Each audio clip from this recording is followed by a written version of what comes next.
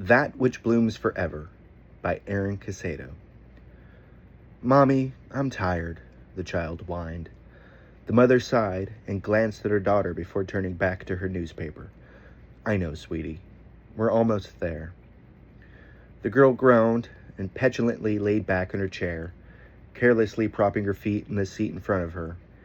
The man sitting there irritably huffed and ruffled his newspaper loudly and purposefully, but did nothing else to deter her. Glenn could tell the man wasn't keen on confrontation, even with someone 1/6 his size. Neither was Glenn, for that matter, but he didn't mind the girl's constant bemoaning. In fact, he was positive he was the only person on the train who actually enjoyed it. She had been whining since she had climbed aboard the train, an impressive 45 minutes of juvenile complaining, and her gripes ranged anywhere from the daunting length of the trip to the tackiness of the train's carpet. At one point, she mentioned to her mother that she was sure someone once passed away in her seat, and he had most definitely died eating onions. It was all Glenn could do to suppress a laugh at that, and he had deftly played off his smothered snorting as a minor coughing fit. It mattered little, as neither the mother nor her daughter had paid him any attention thus far, but he didn't want them to think he had been spying on them.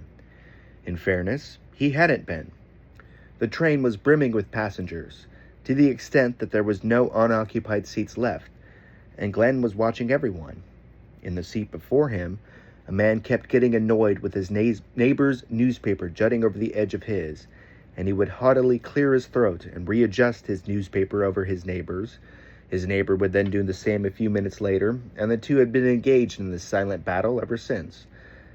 Glenn's neighbor, sitting in the aisle seat, was a woman no older than her mid-20s, dressed in a stiff, formal business suit, anxiously scribbling on a yellow legal pad. Every few minutes, she would check her watch, cluck disapprovingly, and shake her head, then resume her furious writing. Though he hadn't really meant to, Glenn did happen to peek at her notes once, just long enough for him to make out aggressive invasion and uprooting of the very fibers of this great, before looking away again. Despite his joy of people watching, Glenn felt reading someone's writing without their express permission was much too violatory for him, and he inwardly cursed himself for not resisting the glance. Behind him, an elderly couple conversed in a language Glenn couldn't recognize. Dutch, he assumed, but it was a wild guess. The two spoke in hushed tones, and based on their hostile mutters followed by stifled snickering, Glenn imagined the pair were making fun of the other passengers. He had only seen them when they had boarded, but he was sure if he turned around to look, he would discover them gawking and pointing at everyone else. A steward occasionally passed with a cart of refreshments, joylessly offering the overpriced drinks and snacks. Alcoholic beverages were available as well, and the elderly couple ordered cocktails each time he passed. Their laughter began increasing in volume not long after, mingled with clinking of emptied glasses. But across from Glenn were the passengers who transfixed him most of all, the mother and daughter. When they had boarded, the girl could hardly contain her excitement at the prospect of a window seat, and the mother had dutifully obliged. She seemed much too tired to argue, and the girl's gleeful insistence was clearly not going to be dissuaded. Now the mother tiredly pored over her newspaper, struggling to stay awake as she read the article regarding the same headline Glenn had seen displayed on everyone's paper. Deadly missile strike on water purification plant. It was the same headline on the paper in his lap, but he had already read the shocking piece, and the sight of the girl had distracted him from his terrified pondering. She had clambered onto the train with such certainty, and her graceful awkwardness, the kind only a child can possess, combined with the fleeting sight of her running up and down the aisle before spotting the open window seat, had rendered Glenn immobile and speechless. His heart skittered, and for a fraction of a second, he thought the girl was her, his Chloe, scampering about like she had always done when she was little. And when the girl had stopped next to his row, he was sure she would shriek with joy and yell for him, yell for her daddy to pick her up and hug her, and his breath caught. Instead, the girl had hopped with elation and happily pointed out the available seat to her mother, and Glenn had realized his mistake. Since then, he had maintained his surveying of the crowded train, secretly studying the faces in his line of sight, but his attention would always drift back to the girl and her mother, in brief, furtive glances.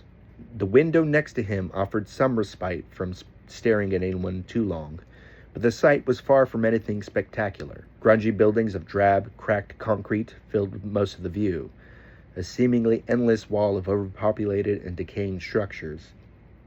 Smog blanketed over everything, and the sun was a blurry orb in the sky, thanklessly straining to pierce through the haze. Apparently, the girl also found the view quite dull, exclaiming to her mother that she was bored mere minutes after boarding. Glenn had chuckled then, knowing full well as a parent what was going through the mother's mind as she just sighed and told her daughter it wouldn't take much longer. Despite the depressing nature of the immediate landscape, Glenn knew that eventually the train would reach an area that would make their current location worth traveling through, and he eagerly kept gazing out the window in anticipation of that holy oasis. It was a ways off, though, and he wondered how many of the passengers would stay on board to see it. Indeed, the train was already approaching its next stop, and he was sure there would be fewer people getting on than departing. His assumption was accurate, and though he could soon see new riders in the other cars, none entered his, and one of the men sitting before him left, much to the delight of the remaining man, who contentedly fully unfolded his paper and read it unhindered. The train lurched forward soon after, continuing its course. The girl reminded her mother of her boredom, and the mother exhaustedly reassured her they were almost there. Chloe used to roll her eyes the same way as the girl did, and Glenn wondered if all children at one point or another displayed a similar expression of dissatisfaction, a universal juvenile symbol of disappointment with the universe itself. But he thought that was perhaps too generalized. Children certainly had numerous similarities, carried across cultures and generations, but no two were truly alike. Personalities and aspirations, hopes and imaginations, were as countless as blades of grass in a vast field, and just as precious. As Glenn eyed the buildings going by, looming into the distance, he became more and more confident of that. At the next stop, the elderly couple behind him left, giggling and cackling as they lurched and staggered arm in arm down the aisle to the exit. The woman next to Glenn left as well, her heels clicking purposefully as she hurried out the train. Glenn wasn't sure if she had ever even made eye contact with him. When the train resumed its trek, Glenn had expected the girl to pipe up once again, but he saw that she had fallen asleep, her head gently lolling against the armrest of her seat. He chuckled again, and the mother looked up from her paper and caught his eye. "Oh, sorry," he quickly said, noting her suspicion. "I didn't mean to stare. Your daughter, she reminds me of my little girl." "Oh," the mother said, her eyes softening a little. "Oh, I see."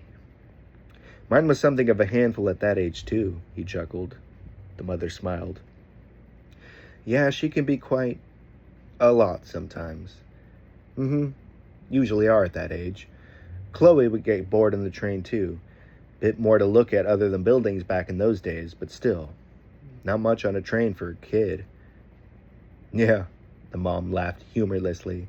"I'll say. Told her to bring a book, but of course she forgot it." "Yep," Glenn laughed knowingly. "Chloe did that too. She'd leave her book at home or her toy or something, and she'd pout and moan the whole way like it was my fault." Iris does that too." They both laughed again, each amused and pleased with the unexpected conversation so far. The mother looked at her sleeping daughter, Iris, and smiled and lightly said, "She's a pain, but I couldn't imagine life without her." She looked at Glenn again, and he hoped she hadn't seen his smile falter. "This scares me," she said, nodding at her newspaper's headline. I feel guilty sometimes about the world I brought her into. Like it was selfish, or I don't know. There's so little of it left. What if there's not enough? Is she going to have to fight just for a little bit of water? Her focus had shifted back to her daughter, but she turned to Glenn again, her eyes imploring for an answer. At first he had none, but as he stared at Iris's peacefully slumbering form, he thought of Chloe again, and of the oasis at the end of the tracks. She had loved it as much as he did, and he knew it was that glow in her eyes, her jubilant awe at the beauty of the marvelous patch of land, that held the explanation the mother sought. "I don't know your daughter," he slowly began. "Never met her before, know nothing about her. But I can say, without any shadow of a doubt whatsoever, that she is the world. Everything exists. It's all possible, because she exists, and the seed of your love for each other will grow and bloom and spread all over, and it'll be a better place because of it. The world simply can't. That'll always be a resource. There's never not enough. Your girl, she'll be okay. She's got you, and you've got her, and that'll stay and keep growing." Fearing that he may have started rambling, he gently smiled at the mother and finished with, "One day you'll look at her and realize how it's her who made you, and you'll feel so lucky to just be in her shade. It's an incredible feeling. Keeps you rooted to the spot when it happens." He laughed and added, "If it hasn't already happened for you." The mother wistfully studied her dozing daughter. "Oh, believe me," she mused, "it already has." They subtly rocked forward as the train began slowing down as it neared the next stop. "Well, this is us," the mother said. "Ah, mine's the next one, so I suppose this is where we part ways." She placed a hand on Iris's arm and soothingly shook her awake. The girl awoke with minimal understanding of what was happening, and gratefully let her mother pick her up and carry her, quickly resting her head on her mother's shoulders and resuming her sleep. The mother stood with her unconscious offspring, and pleasantly extended a hand to Glenn, as best she could considering the burden. "Thank you for your words, Mr. I'm sorry, I just realized I don't even know your name. I'm Amber." "Glenn," he told her, delightedly accepting her handshake. "You're very welcome, Amber. It was a pleasure to meet you. You take care of that little one, okay?" "I will, Glenn, I promise. Thank you again. You give my best to Chloe, all right?" Glenn blinked, but kept his smile intact. "Will do, Amber. Thank you." Amber beamed at him, then walked away with her daughter. The man in front of Glenn had left as well, as had the one in front of Amber and Iris, and once the train continued again, Glenn was the only person left in his car. He didn't mind the isolation, though, and he happily looked out the window as the train kept going, staring at the passing buildings as he thought of Amber and Iris, and Chloe as well. Little by little, the smog cleared, and the wall of buildings slowly gave way to barren fields, still rife with the machinery and decay of mining and fracking, but quickly the desolation eased into a thick but dreary forest. The train would reach the oasis soon, however, and Glenn could hardly contain the sense of eager anticipation coursing through him. He remembered how Chloe would share that same enthusiasm, and he wished she could be there with him to partake once again in that earnest impatience. Then the trees parted, and there it was. In a clearing, surrounded by the scraggly pines of the bleak forest, was a patch of cherry trees. Glenn had always thought they bloomed only once per year, but whenever he passed by these ones, they were always in bloom. Once again, their boughs now were heavy, full with beautiful pink petals which occasionally peeled away and drifted around in a peaceful swirl. The limbs danced and swayed in the wind, with the sun shining through in a reverent beam. And in the very middle of the patch, at the bottom of the tallest cherry tree, was a small mound with a name on top, spelled out in rocks. A name which only Glenn knew was there. He watched the patch until it was out of sight, covered once again by the decrepit forest, and he leaned back in his seat and sighed contentedly. He had come a long way for a glimpse of something so fleeting, but he knew it was worth it. To see those trees again, to be reminded that beauty cannot be judged on how long it lasts, but should be marveled for its very existence. Chloe would always say the same thing every time they would see the oasis. "That was beautiful, Daddy," she would whisper to him, still stunned. "Wasn't it?" And he would look at her and say, "Yes, sweetie. Yes, it was." Glenn smiled and wiped a tear away, then turned his attention to the woods again. Sure, there was beauty to be found there in those meager trees, too. Chloe would have thought so, he felt. And at the very least, he knew her love still grew there as well. After all, that sort of beauty never runs out.